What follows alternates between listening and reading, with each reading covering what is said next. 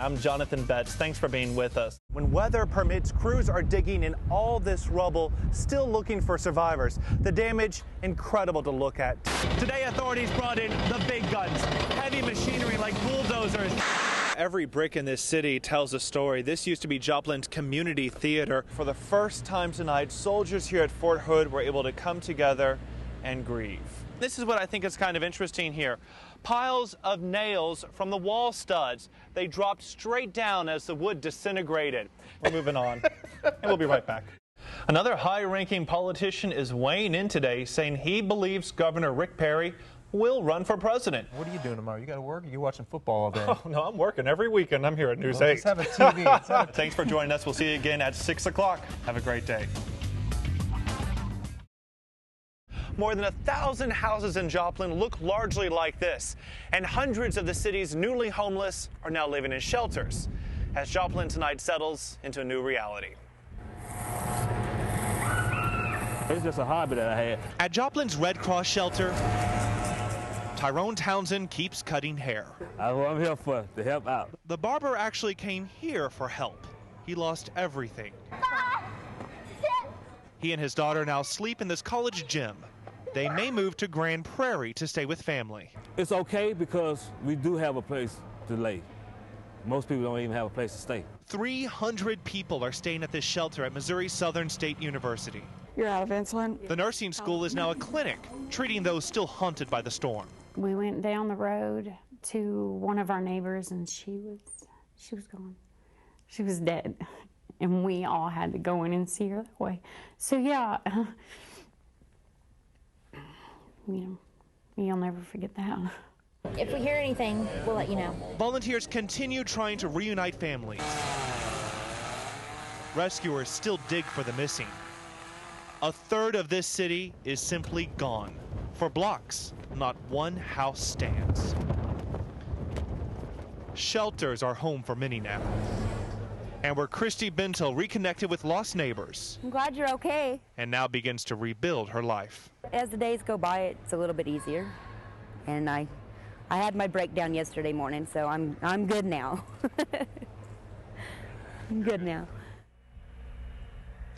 And tonight, FEMA and the Red Cross are working to move families into temporary housing, as now hundreds of people in Joplin face the decision of whether to rebuild.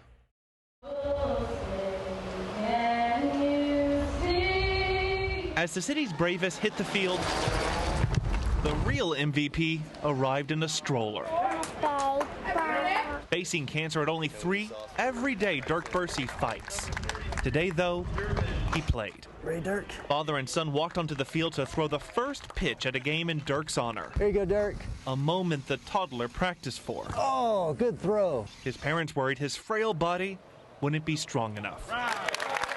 Yet in the ballpark, he came through. It softened even hardened firefighters. I don't know if you noticed, but everybody turned around and sort of looked away because of the tears. Dirk's strength continues to amaze. Diagnosed only 4 months ago with stage 4 liver cancer, it spread to his lungs. Chemotherapy is not working.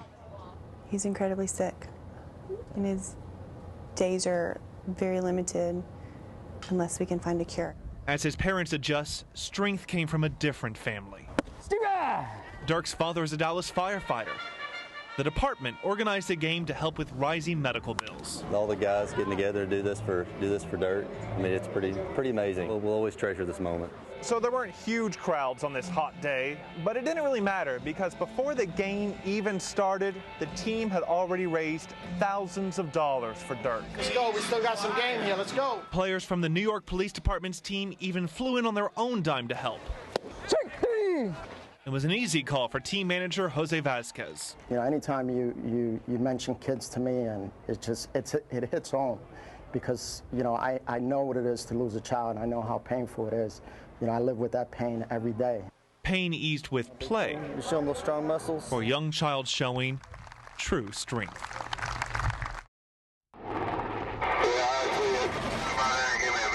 As the wildfires grow, so now does the fight. I mean, it's scary.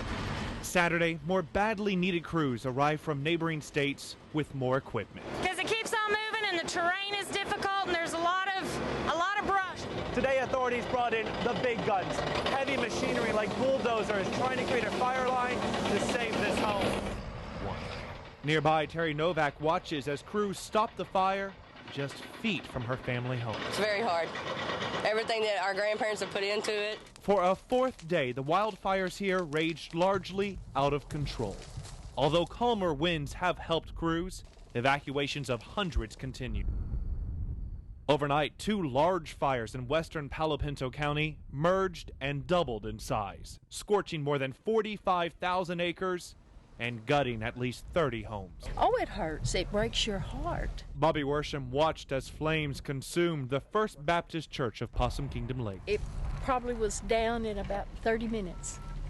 I mean, it went that fast. It just, when it started, it started. Still, their faith stands. The pastor says he will hold Sunday service here. It's just hard knowing that folks have invested their time, their energy, their lives, and now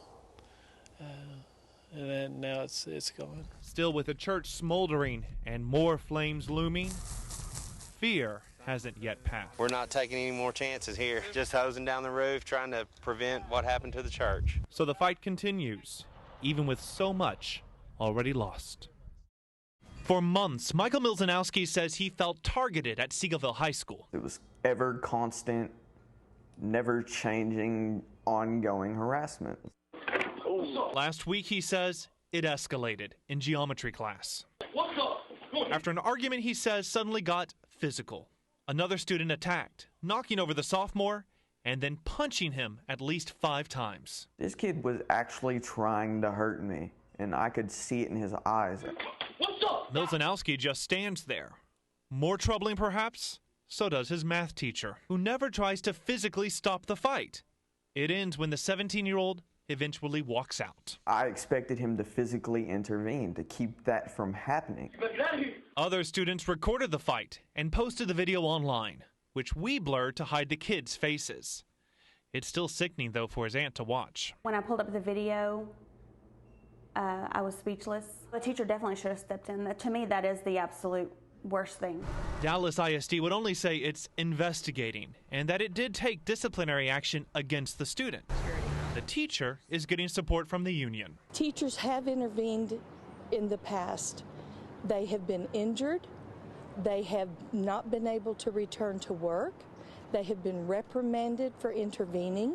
So there's a huge question mark as to what is truly appropriate. We send our children to school hoping that they will be safe, in a safe environment, and get the education while we go to work every day. All right, playtime's over. Meanwhile, it's all been too much for Milzanowski. Just had enough. Enough is enough, man. Turn around. He's left Seagoville High School, too fearful of another attack, now knowing he says it could happen anywhere, in front of anyone. In Seagoville, Jonathan Betts, Channel 8 News.